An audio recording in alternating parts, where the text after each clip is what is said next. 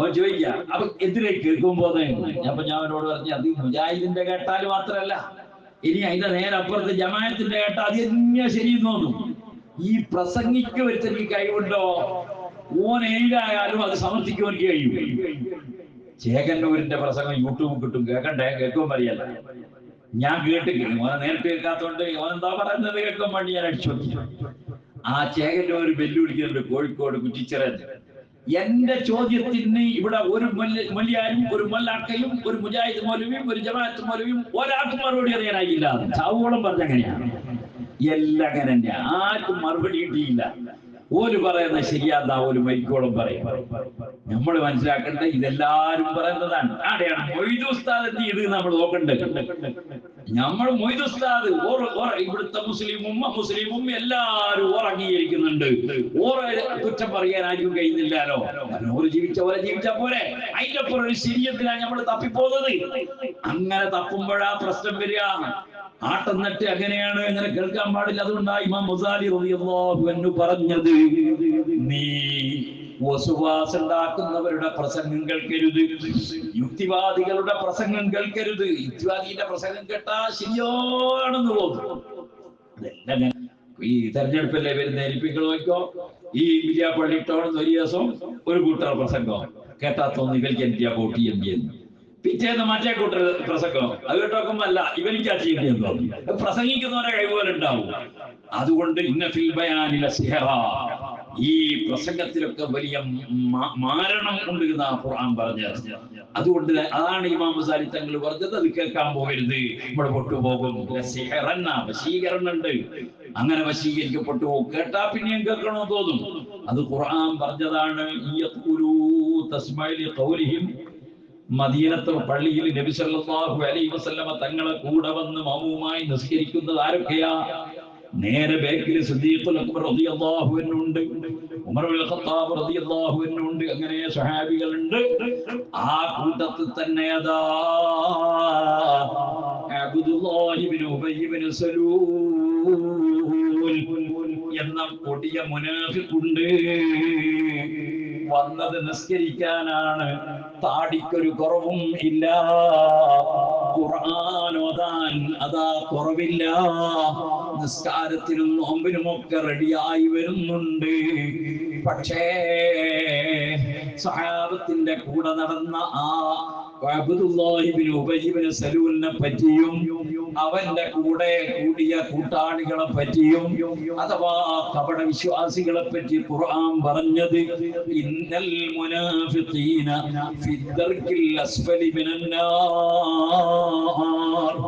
ഇവര് നരകത്തിന്റെ അടിയിലെ തട്ടിലാണ്. ആര്?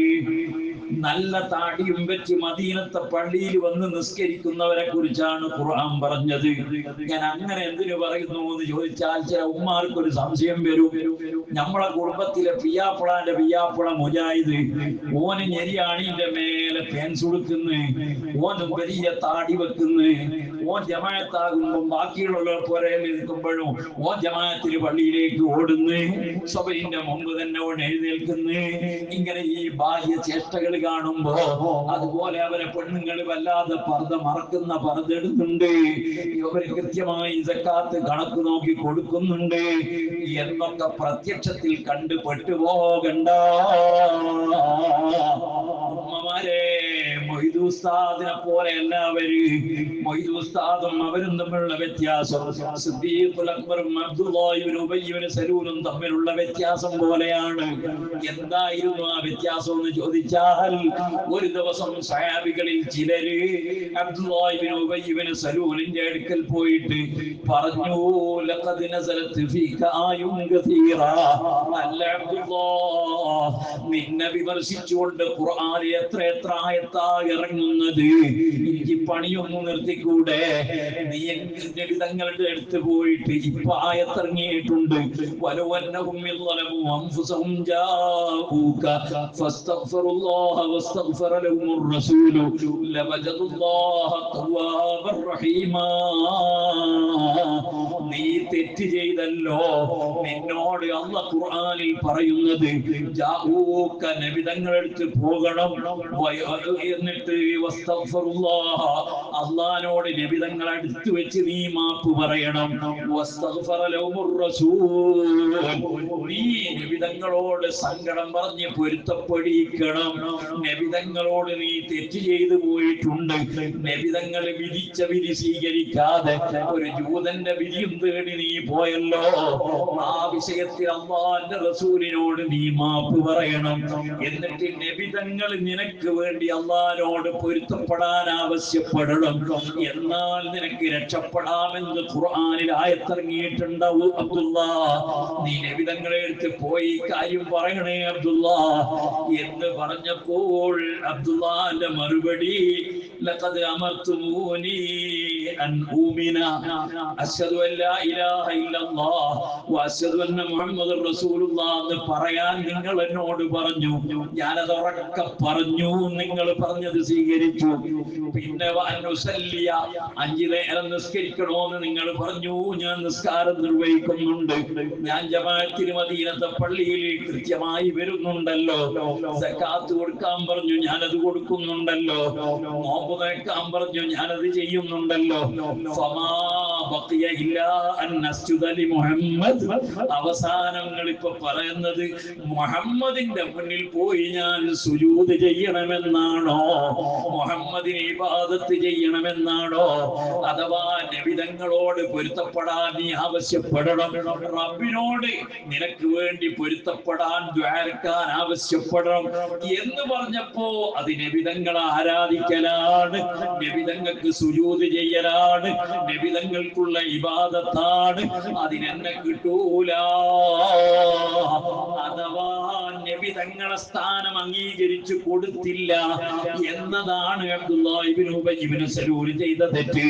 അത് തന്നെയല്ലേ നമ്മൾ ഇർതകബ്തു അലൽ ഖതാ ഗൈറ ഹസിബിൻ വഅദദ് ലക അസ്കൂ ഫീഹി യാ സയ്യിദി ഖൈറുൻ നബി. മൊയ്ദ് ഉസ്താദിന്റെ ജീവിതത്തിൽ എത്ര വട്ടം അത് ചൊല്ലിയിട്ടുണ്ടാകും, എത്ര പ്രാവശ്യം അത് ചൊല്ലിയിട്ടുണ്ടാകും.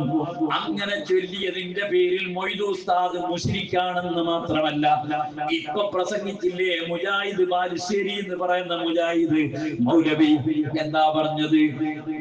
ഇബ്രാഹിം നബി അലൈഹി ഇസ്ലാമിന്റെ എതിരാളിയായിരുന്ന നമ്രൂദും കൂട്ടാളികളും ഇബ്രാഹിം അലൈഹി ഇസ്ലാമിന്റെ മൂസാ നബി അലൈഹി ഇസ്ലാമിന്റെ എതിരാളിയായിരുന്ന ഫിർഔനും കൂട്ടരും അവരുടെയും ഇന്ന് ജീവിക്കുന്ന കഴിഞ്ഞുപോയ എല്ലാ മുശ്രിക്കീങ്ങളുടെ ശിർക്കും ഒരു തുലാസിലും ഈ കേരളത്തിൽ ജീവിച്ച് മരിച്ചുപോയ നമ്മുടെ പൂർവകാല ആലിമീങ്ങളില്ലേ, സാദാത്തുക്കളില്ലേ, പാണക്കാട് സാദാത്തുക്കള്, അതുപോലെ ബാഫഖി സാദാത്തുക്കള് തുടങ്ങിയ മഹാന്മാരായ സയ്യിദന്മാരില്ലേ, ഈ സയ്യിദന്മാര് ചെയ്യുന്ന നമ്മൾ ചെയ്യുന്ന ശിർക്ക്, ഈ ശിർക്ക് മറ്റേ തുലാസിന്റെ തട്ടിലും വെച്ചാൽ നമ്മളെ ശിർക്കിനാണ് പോൽ തൂക്കം കൂടുക. ഇത് ഇന്നും മലയാളത്തിൽ പ്രസംഗിച്ചു കൊണ്ടിരിക്കുന്ന കൂട്ടരാണ് ഉമ്മമാരെ. ഈ താടി വെച്ചിട്ട് നമ്മളെ ഈ ഫാമിലി ഗ്രൂപ്പിലൊക്കെ ക്ലിപ്പിട്ട് അവരിലേക്ക് ക്ഷണിക്കുന്നത് ഇത് അബ്ദുല്ലാഹ് ഇബ്നു ഉബയ്യ് ഇബ്നു സലൂലിന്റെ പിന്തുണക്കാരാണ്. അതുകൊണ്ട് തന്നെ മൊയ്ദ് ഉസ്താദ് അവരോട് വലിയ ഈർഷ്യത പ്രകടിപ്പിച്ചു, അവരോട് അറുപ്പായിരുന്നു, അവരോട് വെറുപ്പായിരുന്നു. സുന്നത്തുൽ ജമാഅത്തിൽ അവിടുന്ന് അടിയുറച്ച് വിശ്വസിച്ചു, അതിന്റെ നിലനിൽപ്പിന് വേണ്ടി ജീവിച്ചു, അതിനു വേണ്ടി ഉപദേശിച്ചു. ഈ വലിയ പള്ളിയിൽ പലപ്പോഴും ഗണ്ണന പ്രസംഗങ്ങൾ നടന്നപ്പോ സ്റ്റേജിൽ വന്നിരുന്നു ദുആ ചെയ്ത് നമുക്ക് ആവേശം തന്നു അവിടുന്ന്. ആ പാതയിൽ നമ്മൾ ഉറച്ചു നിൽക്കണം. ഇതുപോലെ കള്ളത്തരീക്കത്തിന്റെ ആളുകളുടെ മജ്‌ലിസിൽ ആത്മീയത എന്ന് പറഞ്ഞ് നമ്മൾ പോകരുത്. ഈ വടകരയിൽ കരിമ്പനപ്പാലത്തുമ്മൽ ഒരു തങ്ങൾ ഉണ്ടല്ലോ, ചികിത്സ നടത്തുന്ന തങ്ങളാണ്. ചികിത്സക്ക് പുറമേ കള്ളത്തരീക്കത്തിന്റെ ആളാണ്. പല ഉമ്മമാരും അവിടെ ചികിത്സക്ക് പോകാറുണ്ട്. ഞാൻ പറയട്ടെ, പോയി നമ്മൾ പെട്ടുപോകരുത്. ചെക്കിയാടുള്ള ആയിഷ എന്ന് പറയുന്ന ഒരു പെണ്ണുങ്ങള് പോയി പിന്നെ അവര് തന്നെ പുരയിൽ ചികിത്സ തുടങ്ങിയത്. തൈക്കണ്ടി ഉസ്താദൊക്കെ ജീവിച്ചിരിപ്പുള്ള കാലത്ത് വിവാദമായതും പേരോട് ഉസ്താദ് അതിനെതിരെ പ്രസംഗിച്ചതും ആ പ്രസംഗം പൂർണ്ണമായി കേട്ട് ആ കുടുംബം അതിൽ നിന്ന് പിൻവലിഞ്ഞത് നിങ്ങൾ കേട്ടിട്ടില്ലേ? കള്ളത്തരീക്കത്തിന്റെ ആളുകൾ, അവരുടെ അടുക്കൽ വശീകരണത്തിന് പല സിഹറുകളുമുണ്ട്.